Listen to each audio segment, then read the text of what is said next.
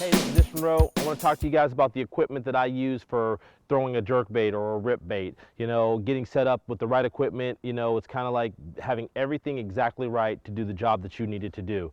So the rod that I love to throw jerkbaits on is a 7-foot 2-inch Steez Flex Light rod made by Daiwa.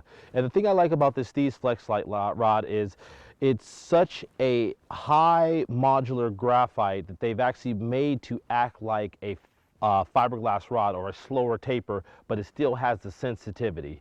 So what you want is you want the slow taper when the fish tries to jump, or the slow taper of your reaction when the fish actually hits the bait, but you want the sensitivity to feel what the bait is doing and actually feel the strikes. You know, in the wintertime when you're fishing a jerkbait, you know, I fish it on 12-pound, 10-pound maximum fluorocarbon at times to get the bait just a little bit deeper, but the fluorocarbon for the sensitivity, and then the sensitivity of the graphite rod. The rod, when you have it out there and you actually jerk the bait down and you get a bite, you can actually feel them hit the bait. And sometimes the bite is where the line moves off, or it might just be a little slight tick like a worm bite. So that's why you got to have the sensitivity of the Flex Light rod, and then the sensitivity that you're going to get from the maximum fluorocarbon line.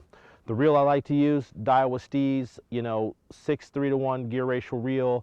6:3-to-1 is fast enough that you can take up the line really quickly and not have to work really hard to keep up with the bait. But at the same time, it's slow enough taper that you're not ripping the bait through there too fast to where the fish can't get to, especially in the wintertime, because you got to pay attention to that in the wintertime, is actually moving the bait really slow.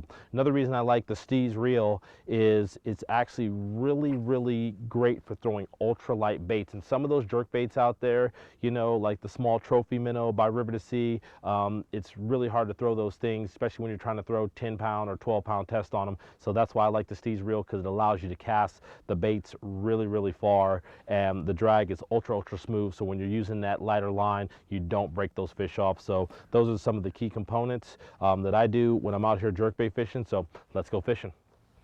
Once you get the jerkbait, like I say, you go out there, make you a pretty long cast, take 5 or 6 turns of the handle like so, and then stop. And with that trophy middle suspends, so the bait's not going to rise up until you wind it all the way up to the top. Couple twitches, let it sit there. Depending on how cold the water is, the longer you want it to sit. I like to keep my finger right here on the line so that I can actually feel that little tick when they bite it, and so I can set the hook on them. Because a lot of times, if you don't do something like that by putting your finger on the line, you actually don't feel the strike, and he might suck it in and blow it out before you have a chance to get to him. That's the other part about this Flex Light rod, is when you do get that bite, the slower taper is going to allow you to let that fish get the bait just a little bit longer and set that hook on him. And then if he comes up and he tries to jump, that slow taper won't snap back as fast to give that fish slack in the line. So that's another reason why I use the slower taper action of the Flex Light rod to throw jerkbaits. I always like to work it downwards because I want to keep that bait suspending downwards. When you start doing that, you're actually raising the bait up off the water column.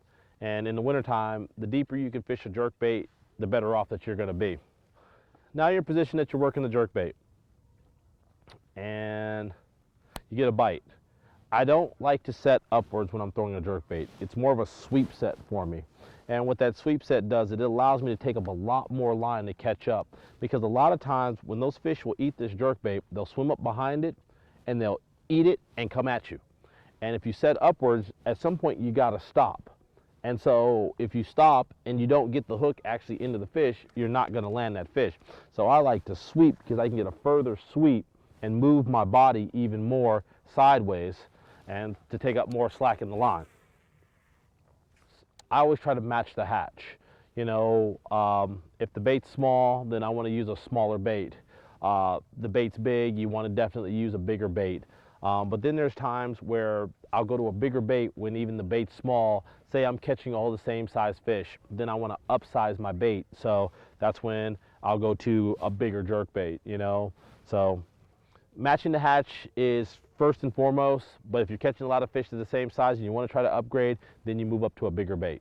If the bite's a little bit slow and tough, then you might want to go to a smaller bait, and then you'll probably get some more strikes that way.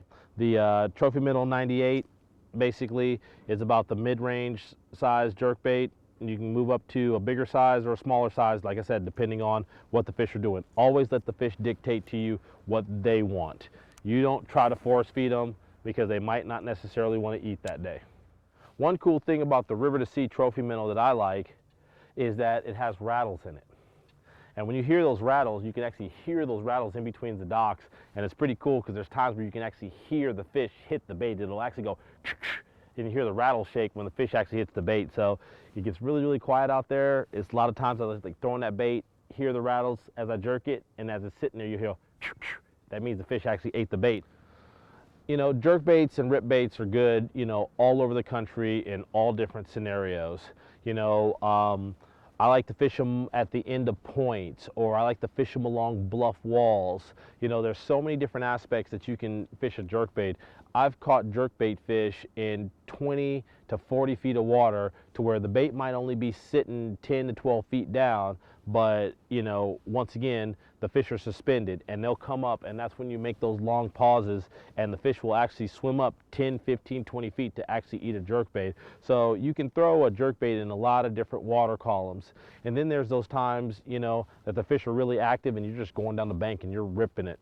Another thing that I like to do is, say you get on, you know, a stretch of docks like Clear Lake and there might be brush piles. Well, you'll take that jerkbait and throw it over there, jerk it down till it gets to that brush pile and let it suspend over the top of that brush pile, and that fish will come up out and eat it out of the brush pile. So there's a lot of different places you can actually fish a jerkbait. So don't just get limited to marinas, you know, in the wintertime, but fish points and fish bluff walls, fish docks with brush piles on top of it. I mean, there's a lot of different places you can fish it. You know, one thing about marinas is there's a lot of docks around and there's algae around, but don't be afraid to throw right out in the middle of the channel. You know, in the wintertime, a lot of these fish will get set up to suspending out in the middle of the channel itself. And when they get suspended out here, if you don't fish for them, you're never going to catch them. They're not going to swim up underneath the dock, or they're not going to swim to the bank where you're actually fishing at. So take the time to, you know, make a few casts out in the middle of the channel between docks, and you'll probably catch a few more fish that way too. If you feel like there's a, you know, a fish there or several fish there, make repeated casts, whether it's a brush pile, whether it's a point, whether it's a piling off a dock, whether anything that you might have there. It's all about repeated casts to that area. You're on a creek channel bend.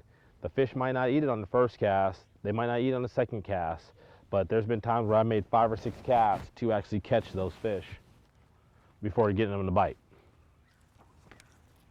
And then you'll be in areas where the fish will actually school up, and, you know, it takes triggering one in the bite. So I'll make 20, 30, you know, casts before I get one bite, and then you'll get several bites right after that because you get the school fired up.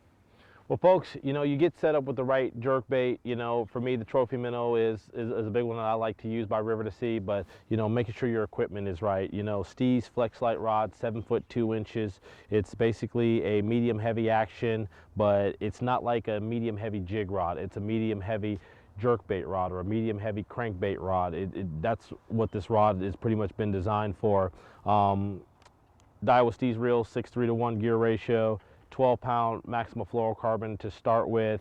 You're pretty much good to go. So take these tips, go out there, go fishing, give jerkbait a try. I'm pretty sure you're going to catch some more fish.